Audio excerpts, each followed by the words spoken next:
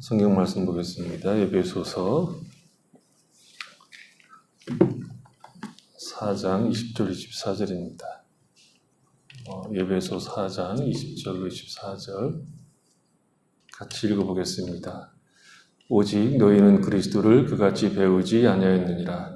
진리가 예수 안에 있는 것 같이 너희가 참으로 그에게서 듣고 또한 그 안에서 가르침을 받았을진데 너희는 유혹의 욕심을 따라 썩어져가는 구습을 따르는 옛사람을 벗어버리고 오직 너희의 심령이 새롭게 되어 하나님을 따라 의와 진리의 거룩함으로 지으심을 받은 새 사람을 입으라.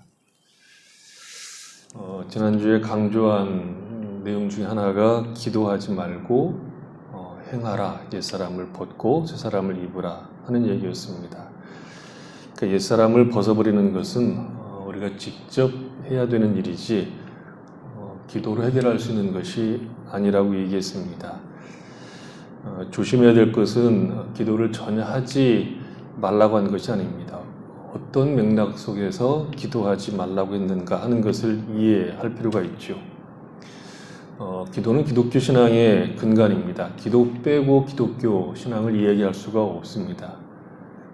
그럼에도 불구하고 기도하지 말라고 한 이유는 우리가 해야 할 일을 기도하는 것으로 핑계 삼고 도망가지 말라 하는 것이죠.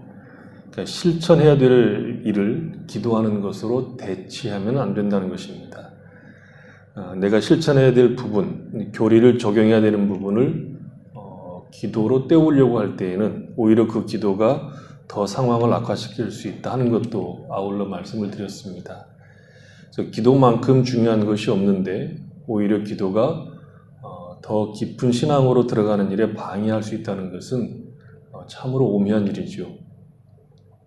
오늘은 옛사람을 벗어버리고 새사람을 입어야 한다고 권면하는 그 중간에 기록된 너희의 심령이 새롭게 되어 라는 이 내용을 한번 보려고 합니다.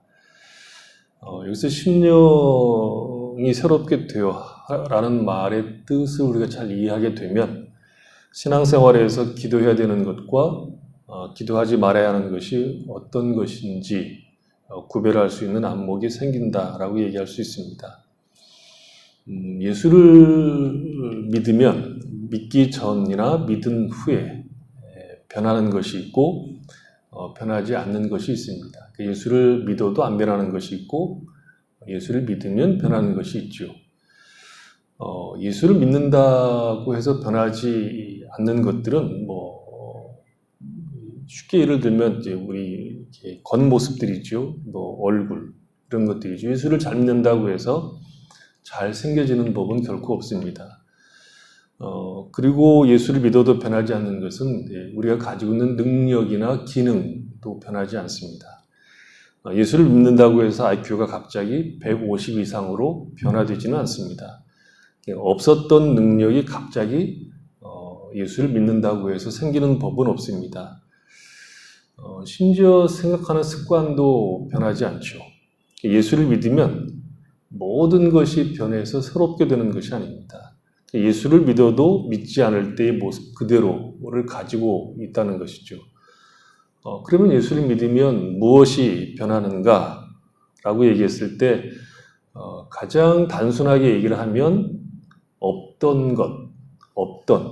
전에 없던 하나의 감각이 생긴다는 것이죠. 그래서 우리가 다 변한 것처럼 느끼는 겁니다.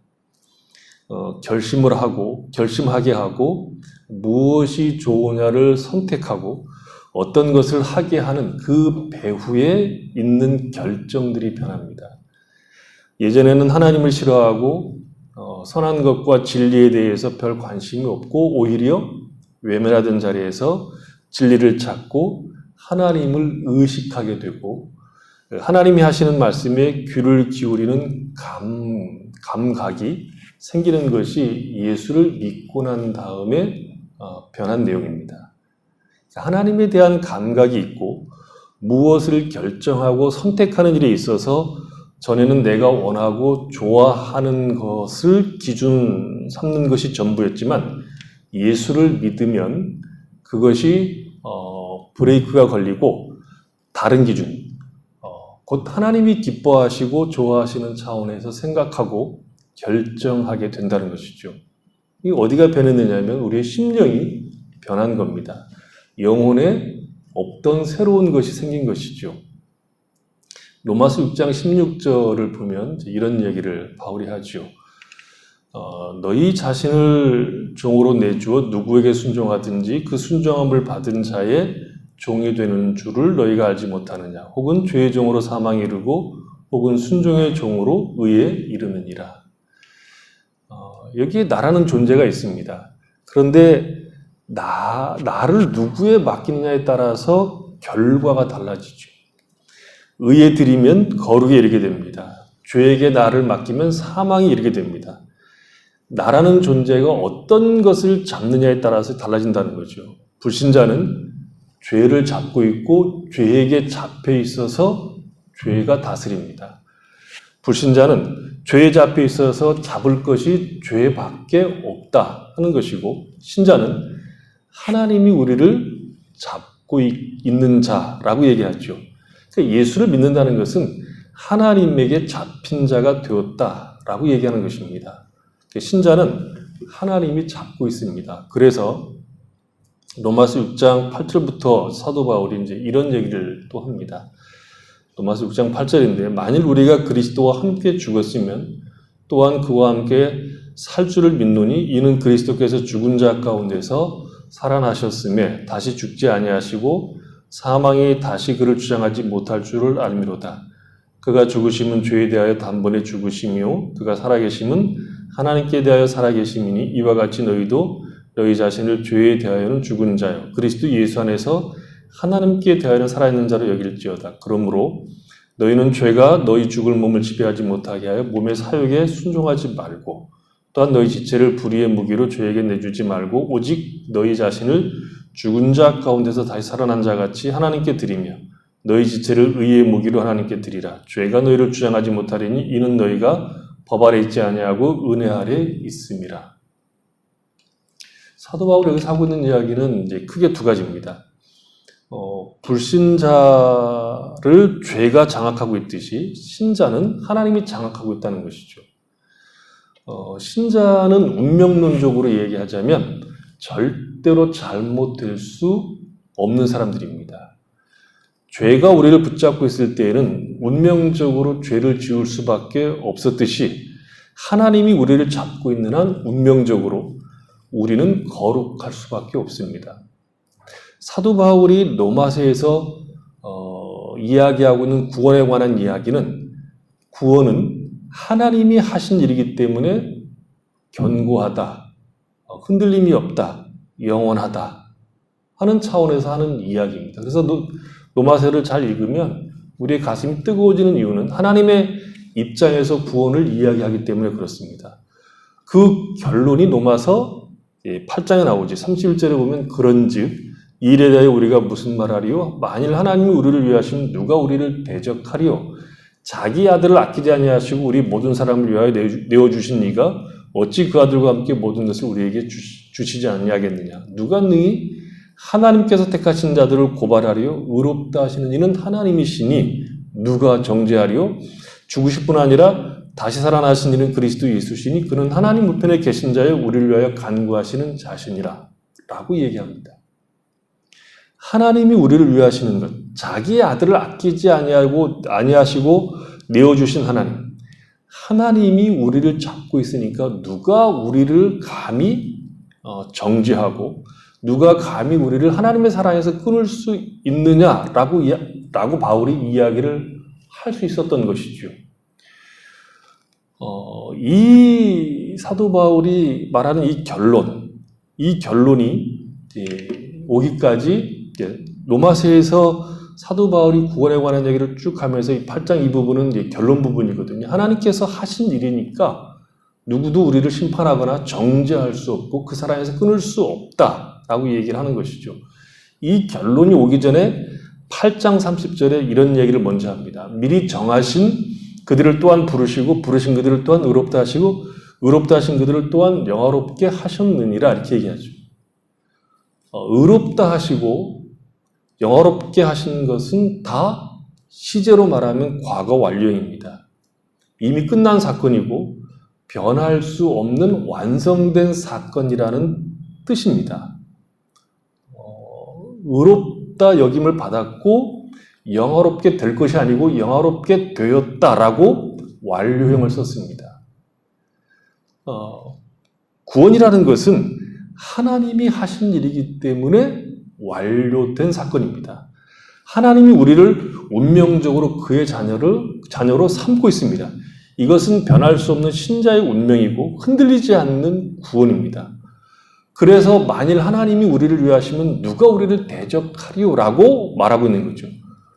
그러나 우리를 어떤 위치에다 갖다 놓는 공간적인 문제에서 우리가 지금 거기에 앉아 있는 것은 아닙니다. 그래서 구원을 이야기할 때 공간적인 문제가 하나가 있고 시간적인 문제가 하나가 있습니다. 공간적인 문제는 예수를 믿음으로 말미암아 우리가 하나님 나라의 백성이 되었고 하나님 나라에 속한 자가 되었지만 완성적인 차원에서는 아직 아니죠. 우리는 지금 천국을 약속으로 가지고 있고 성령을 통해서 보증으로 그것을 소유하고 있지만 실제로 거기에 가 있는 것은 아닙니다. 갈 겁니다. 그렇죠?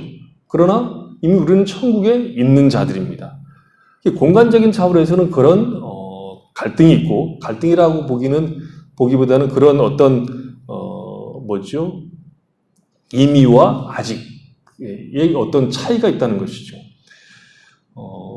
또 시간적인 차원에서 얘기할 때는 성경을 잘 읽어보면 구원을 시간적인 차원에서 얘기할 때는 시제가 세 가지로 구별해서 이야기를 합니다. 명확하게 구별은 안 되지만 문맥을 통해서 구원을 이제 보게 되면 세 가지 시제로 우리의 구원을 얘기하죠. 우리는 이미 구원을 받았다라는 차원에서 완료형으로 씁니다.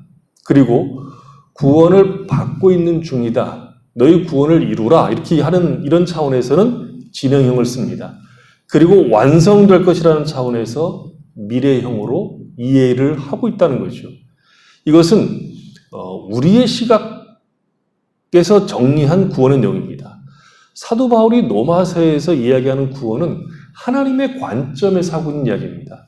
하나님이 어떤 일을 시작하면 그 일은 이미 완성된 것과 같습니다. 하나님의 시작은 끝이 하나로 연결되어 있지 하나님이 했느냐 안 했느냐가 중요하지 하나님이 작정하시고 시작하신 거라면 그것은 이미 완성된 사건입니다. 하나님은 시작하신 일을 중간에 포기하는 일이 없고 하나님의 관점에서는 시작과 끝이 한 눈으로 보이는 사건이기 때문에 그렇습니다. 그래서 하나님이 우리를 위하시면 누가 감히 우리를 대적할 수 있겠느냐라는 고백을 할 수 있게 된다는 것이죠. 그러나 내 입장에서는 시작이 있고 과정이 있고 끝이 있는 것이죠. 우리는 지금 구원을 받았지만 시간적으로 구원의 완성을 향해서 가고 있는 중입니다. 공간적으로도 이미 천국을 소유한 자들이지만 앞으로 천국을 소유하는 자리로 가게 될 겁니다. 우리는 그런 과정 속에 있다는 것이죠. 그 과정에서 하나님이 우리에게 거룩을 요구하신다는 겁니다. 이 과정에서 하나님이 우리의 거룩을 위해서 대신 어떤 일을 해주시거나 업어다가 어떤 자리에 우리를 놓아두는 것이 아니라 나를 거룩하게 하기 위해서 내가 그것을 받아들이고 기쁨으로 순종할 것을 요구하십니다. 그래서 이 문제가 어려운 거죠. 우리가 잘 모르기도 하지만 또 질문했다가 답을 낼 수가 없기 때문에 차마 내놓지 못하는 질문이 있습니다. 하나님이 우리를 태초 예정하시고 택하셨다고 하면 구원이 내가 한 일이 아니라 하나님이 전부 하신 일이라고 하면 그리고 내가 결국 천국에 갈 거라고 한다고 하면 내가 할 일이 뭐냐 이거죠. 내가 할 일이 뭐냐? 내가 아무렇게나 살아도 되지 않겠냐라고 질문할 수 있습니다. 이것은 운명론적으로 말하면 맞는 말입니다. 하지만 천국에 간다, 구원을 받았다는 말 속에는 단순히 천국에 가는 것으로 끝나는 것이 아니라 수준적으로도 그 목적에 맞는 사람으로 하나님이 만드신다는 뜻도 들어가 있습니다. 우리가 공간적으로도 천국에 가고 있고 시간적으로도 구원을 받고 있는 중에 있습니다. 그래서 구원이라고 하는 것은 하나님이 목적하시고 계획하신 곳에 우리가 앉아 있어도 부족함이 없는, 오히려 거기에 합당한 사람으로 훈련되는 것까지가 구원입니다. 그래서 우리가 할 일이 있다고 성경에 말하는 것이죠. 학교는 부모님이 보내주시지만 공부는 내가 해야 합니다. 공부를 부모님이 절대 해줄 수가 없죠. 서울대에 나온 부모라고 해도 자식 대신 공부하고 시험을 봐줄 수가 없습니다. 그건 본인이 해야 됩니다. 누가 옆에서 북치고 장구치고 난리를 쳐도 내가 공부해야 되는 일입니다. 구원이라는 내용을 이해할 때 가장 어려운 부분이 하나님이 하신 일이고 내가 만들어낸 원리와 내가 만들어낸 결심으로 나를 움직이는 것이 아니라 하나님의 능력과 계획과 은혜와 새 생명이 나를 주관하시는 것으로 원리가 되어 있기 때문에 내가 하는 것이 아님에도 불구하고 그것을 내가 구해야 되는 것으로, 내가 해야 되는 것으로 명령을 받고 있고 권면을 받고 있다는 겁니다. 그래서 어렵습니다. 하나님이 다 하시는 것으로 원리가 되어 있으면서도 내가 해야 할 일로서 구원이 설명되기 때문에 어려운 겁니다. 이것은 이해의 문제가 아니라 믿음으로 받아들여야 됩니다. 하나님이 다 하시면서도 우리에게 할 일을 요구하신다. 이렇게 외우셔야 됩니다. 에베소 4장의 본문이 이 문제를 이렇게 다루는 거죠. 벗어버리고 새 사람을 입으라 하는 그 권면 가운데 심령으로 새롭게 되라 하는 이제 이야기 가운데 딱 있죠. 심령으로 새롭게 되어라는 말은 현재형입니다. 현재형이라고 하는 것은 지금도 우리가 날마다 새롭게 되어야 한다. 그런 뜻이죠. 그러니까 매일 심령이 새롭게 되어야 합니다. 근데 이 말이 현재형이면서 수동태라는 거죠. 아주 희한합니다. 능동태라고 하면 내가 매일 새롭게 되어야 하는 것이지만 수동태라고 하는 것은 누가 나를 매일 새롭게 만들어 줘야 되는 거죠. 그렇죠? 수동태이기 때문에 새롭게 만드는 원인자에게 가서 이야기를 해야 됩니다. 나를 새롭게 해주세요. 저 사람을 새롭게 해주세요. 라고 하는 이야기가 맞는 것인데 사도 바울은 그것을 받아야 되는 사람에게 그렇게 하라고 지금 권면하고 있는 거죠. 바울은 심령이 새롭게 되어야 하는 사람에게 이 이야기를 하고 있는 겁니다. 그래서 권면을 한다는 것, 곧 그렇게 하라는 것은 수동태로 하면 안 되고 능동태로 해야 되는 것이 맞습니다. 매일매일 심령이 새롭게 되라 이렇게 얘기되는데 매일매일 새롭게 되는 것이 수동태입니다. 그래서 어렵죠. 내용이 어렵습니다. 수동태로 하고 있는 이유는 새롭게 되어야 하는 대상이 심령이기 때문입니다. 이 심령은 내가 가진 것 혹은 세상에 가진 것, 세상에 가진 것이라고 하는 것은 세상에 가지고 있는 지혜와 지식, 이런 것들이죠. 이런 것들로 새롭게 될 수가 없고 오직 성령으로만 새롭게 될 수 있기 때문에 수동태로 쓴 겁니다. 그러면서도 새롭게 되어야 할 자가 나라는 존재이기 때문에 새롭게 되라고 권면을 하고 있는 거죠. 신자는 심령이 새롭게 되어야 하는 사람들인데 그 심령은 내 결심이나 어떤 세상적 지혜로 변화되는 것이 아니라 성령과 진리로서만 변화되기 때문에 수동태를 써서 새롭게 되라고 말하고 있는 겁니다. 심령이 새로워지기 위해서 필요한 것은 내 결심, 내 지혜가 아니고 진리와 기도라는 뜻입니다. 말씀과 기도가 우리의 심령이 새로워지는 원인입니다. 방식입니다. 그래서 수동태입니다. 그러면서도 새롭게 되라고 하는 것은 우리가 말씀과 기도에 메어 달려야 한다는 뜻입니다. 거기에서 우리의 심령이 새롭게 되는 일이 발생한다는 것이죠.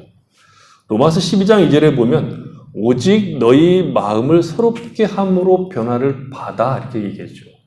하나님의 선하시고 기뻐하시고 온전하신 뜻이 무엇인지 분별하라 이렇게 되어 있는데 다른 단어입니다. 에베소 4장과 다른 단어입니다. 그런데 보고자 하는 것은 새롭게 함으로 변화를 받아 이렇게 얘기하는 거죠. 마음을 새롭게 함으로 변화되어서가 아니라 변화를 받아 이렇게 얘기하고 있습니다.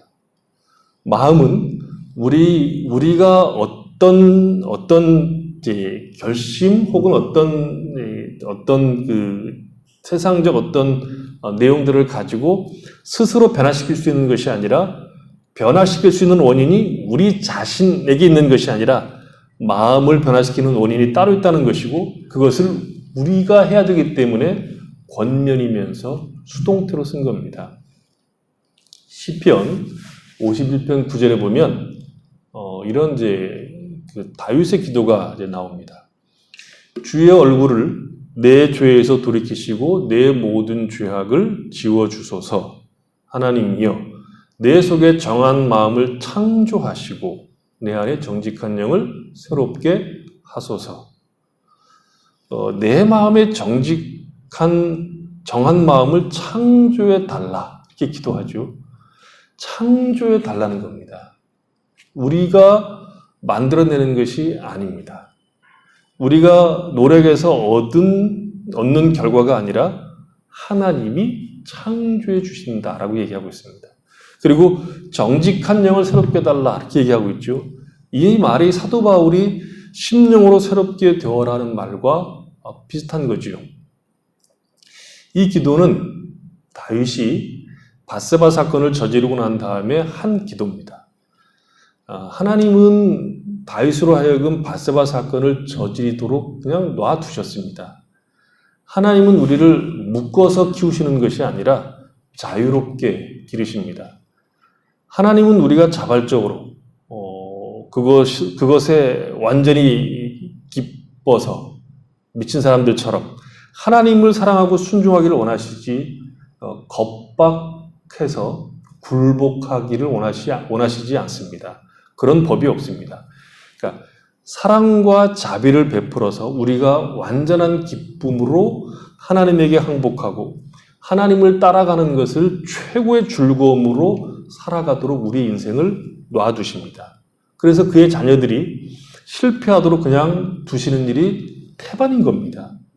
막지 않습니다. 그래서 실패를 통해서 인생과 하나님의 사랑을 배우도록 하십니다. 다윗이 여기서 심령으로 새롭게 달라고 하는 기도는 굉장한 내용입니다. 다윗은 이미 하나님의 백성입니다. 하나님의 백성이죠. 그런데 지금 여기에서 새롭게 달라고 요구하고 있습니다. 성경 인물 중에서 다윗이 구약 성경 가운데 다윗이 최고의 인물일 겁니다. 모세, 다윗 이게 비슷비슷하지만 사도행전에 넘어오면 다윗을 최고의 인물로 이야기를 하죠. 다윗은 밧세바 사건 외에는 하나님에게 실수한 것이 없다고 할 정도입니다.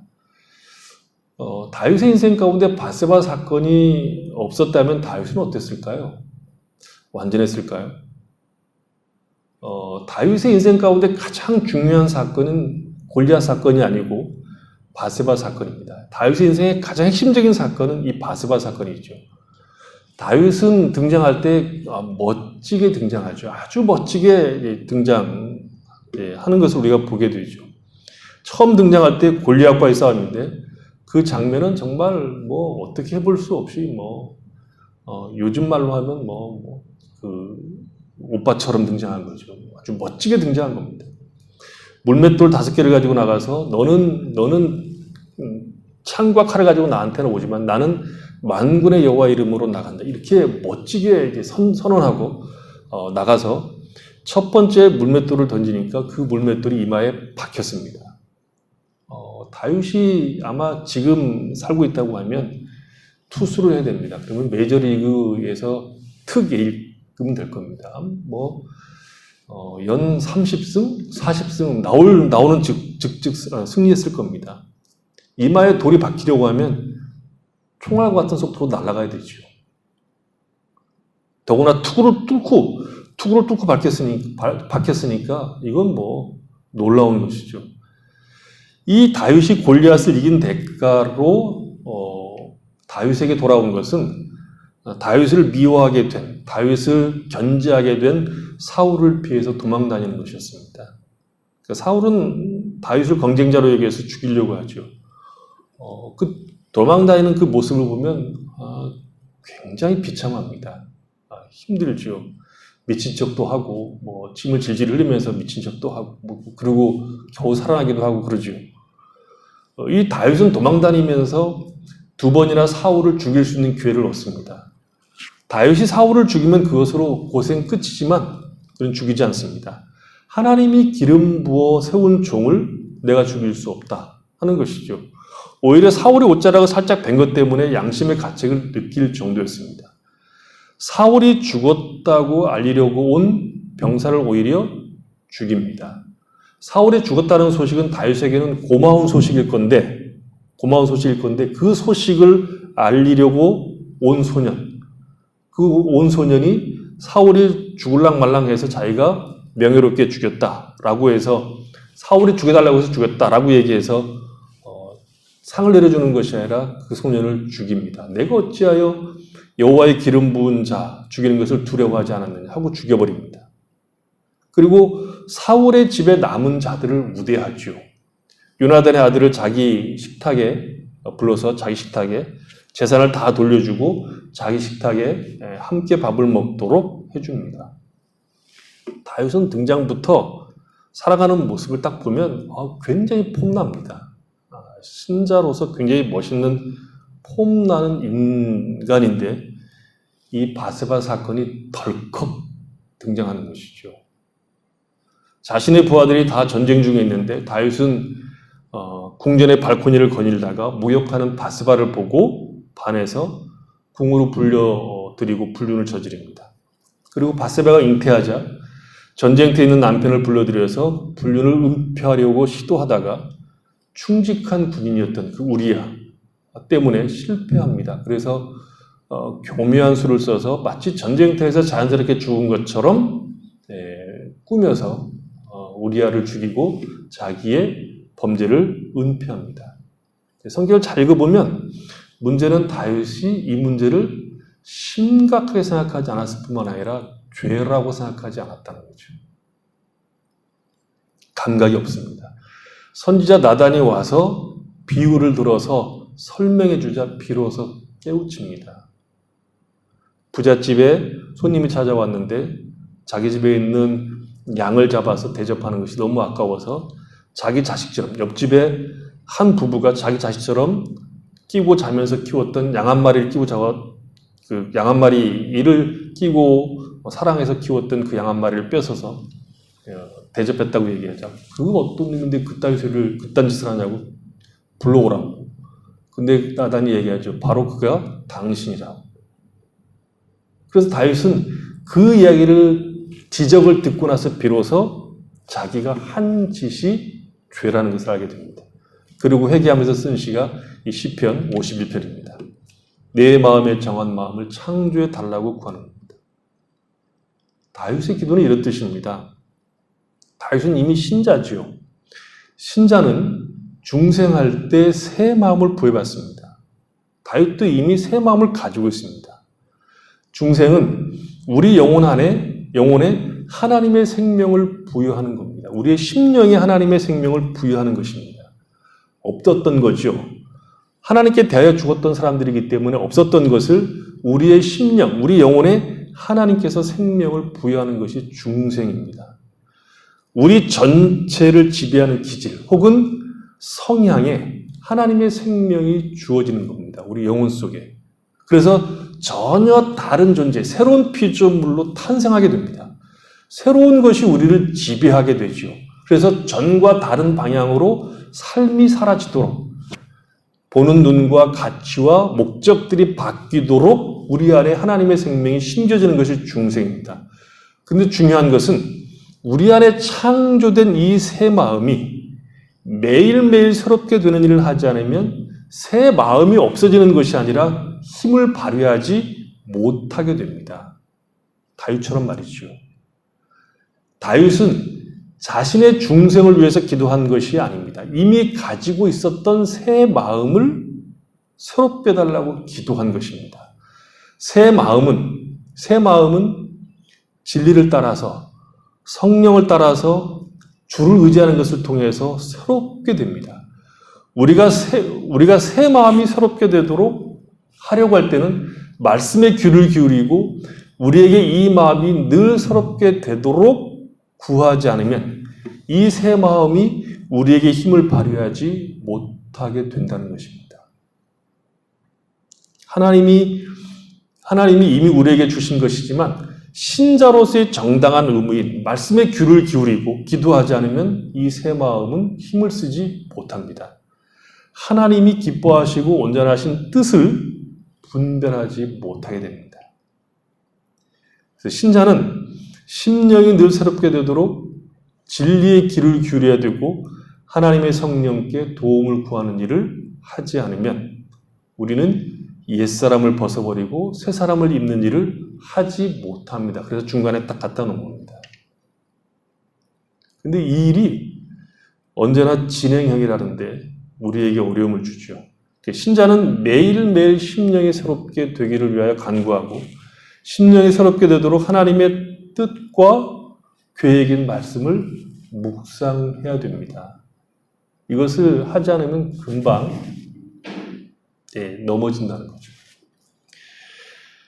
어제 잘한 것이 오늘을 보장하지 못하기 때문에 이 일은 매일매일 해야 하는 일입니다. 부모님들이 가끔 그런 얘기를 하죠.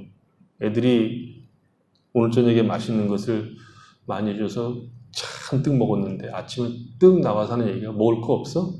라고 얘기할 때 야 어떻게 그렇게 많이 먹고 뭘 또 먹냐라고 얘기할 때 뭐라고 얘기하죠? 애들은 그건 어제 먹은 거고 오늘은 오늘이라고. 어제 먹으면 다 소화돼서 없어졌고. 신앙도 똑같습니다. 어제 한 것이 오늘을 보장을 못한다니까요. 이것은 한순간이라도 놓아두면 우리는 자동적으로 옛 습관으로 돌아갑니다. 그래서 버릇을 들여야 됩니다.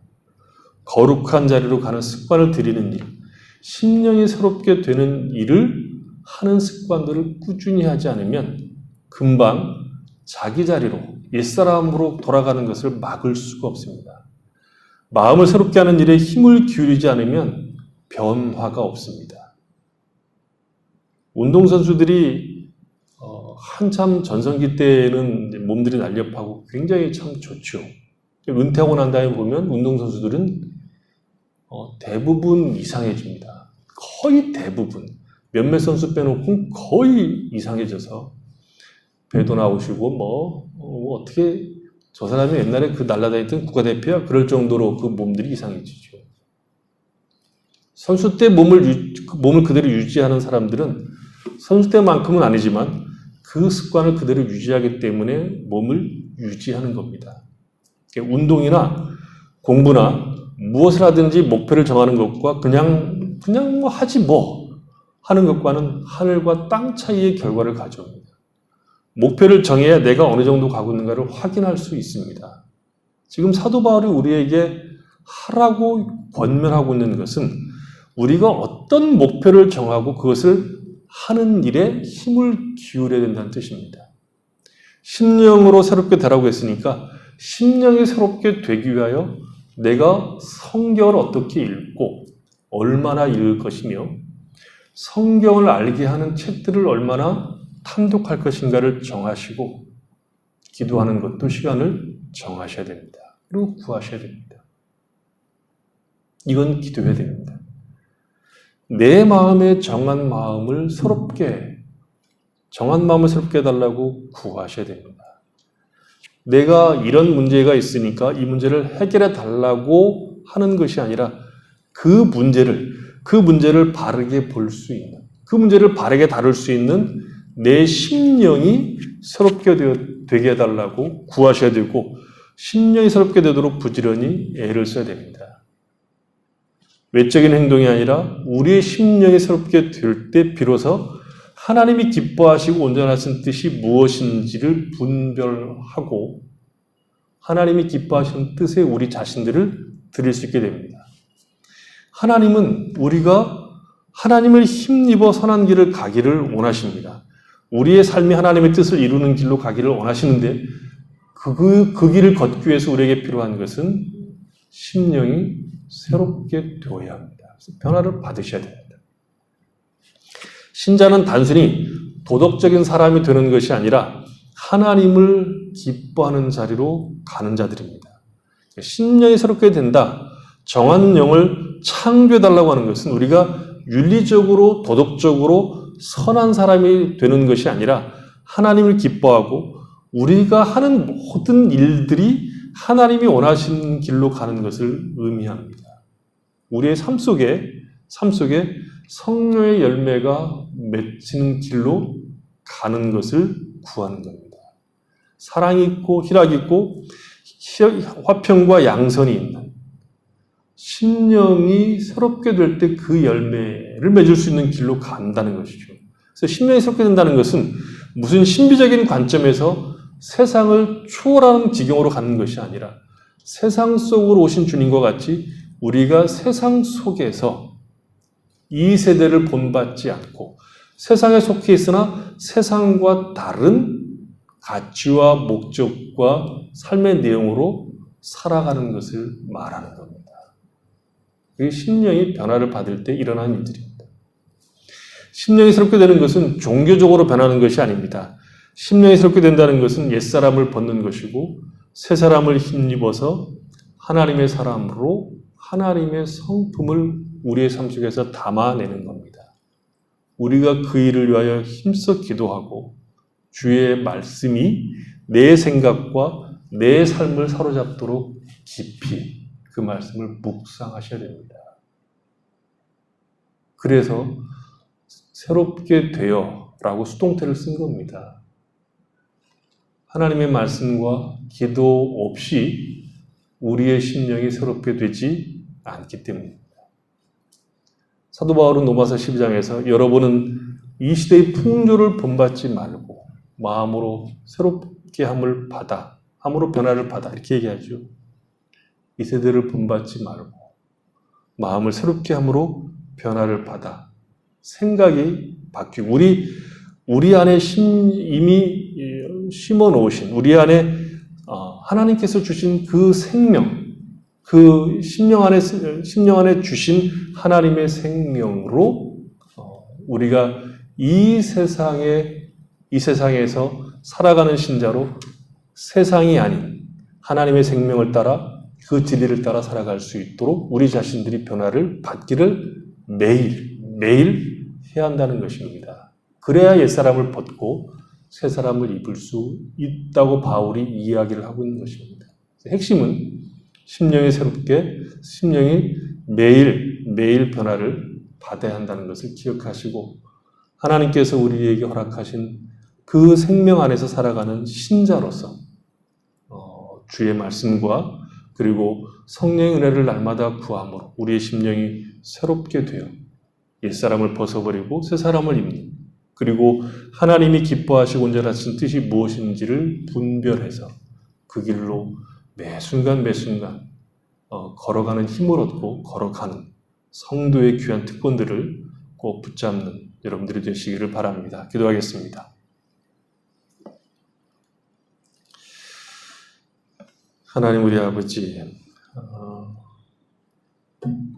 우리가 매일매일 심령이 새롭게 될 수 있게 하여 주시기 원합니다. 주의 말씀을 우리가 묵상할 때 우리의 심령이 새로워지게 하시고 우리가 성령 하나님께 나가서 그 은혜를 구할 때 우리 심령이 새롭게 되어서 옛사람을 벗고 새사람을 입는 일이 우리에게 큰 자랑이요 기쁨인 일이 되도록 복을 내려주시기 원합니다. 하나님 우리 아버지, 우리 안에 이미 심겨진 하나님의 이 생명, 이 새로운 심령들이 주의 말씀과 주 앞에 나가서 기도하지 않으면 마치 없는 것처럼 아무런 힘을 발휘하지 못한다는 것을 우리가 늘 깨닫고 우리로 하여금 열심을 내어서 주의 말씀을 깊이 들여다보고 묵상하게 하시고 하나님 앞에 나가서 기도함으로 우리가 심령의 변화를 받아 하나님의 뜻을 이루고 하나님이 원하시는 선한 길을 걸어가는, 그래서 우리 인생이 얼마나 복된 인생인가를 알아가는 신자의 삶을 살아갈 수 있도록 복을 내려 주시옵소서. 예수님 이름으로 기도했습니다. 아멘.